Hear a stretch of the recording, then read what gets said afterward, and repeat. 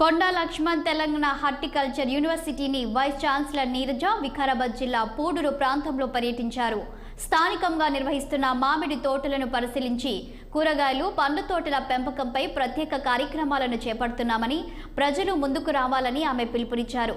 గత కొన్నేళ్లుగా భూముల ధరలు పెరగడంతో రైతులు కూరగాయలను పండించడం లేదని, దానివల్లే వాటి ధరలు పెరుగుతున్నాయని నీరజ తెలిపారు. వికారాబాద్ జిల్లా ప్రాంతంలో కూరగాయల సాగు ఎలా చేయాలో తెలుసుకునేందుకు యూనివర్సిటీ తరపున సూచనలు ఇస్తామని వారు వెల్లడించారు.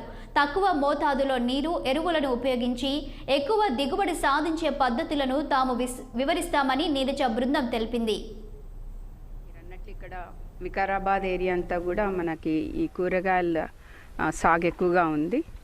గత కొన్ని సంవత్సరాలుగా అంటే కూరగాయల సాగు అనేది ఏరియా అనేది తగ్గుతూ వస్తుంది.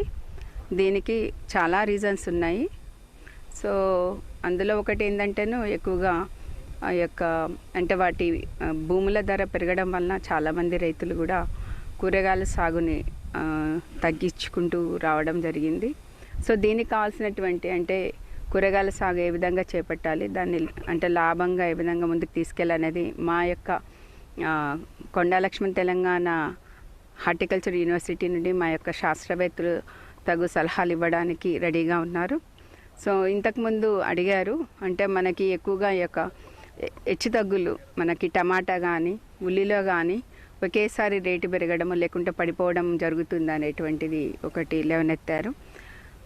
దీంట్లో ఏంటంటేను ముఖ్యంగా మనము ఈ దఫాలుగా విత్తనము అంటే నారుమడిని పెంచుకోవడము, విత్తనం జల్లి వాటి యొక్క పంట మనకి సంవత్సరం పొడుగుతా వచ్చే విధంగా సాగు చేసుకోవాలి, ముఖ్యంగా టమాటాలో. ఆ విధంగా చేసుకోవడం వల్ల ఒక కాలంలో వాళ్ళకి అంటే రేటు తగ్గినా కానీ మరి ఇంకో అంటే నెలలో వచ్చేటువంటి పంటలో అధిక లాభం పొందేటువంటి అవకాశం ఉంది. దీనికి కావాల్సిన టెక్నాలజీ కూడా ఆల్రెడీ మేము డెవలప్ చేయడం జరిగింది. దీనికి కావాల్సినటువంటి సలహాలు కానీ దాని గురించి మా యొక్క శాస్త్రవేత్తలు విశాఖపట్నంలో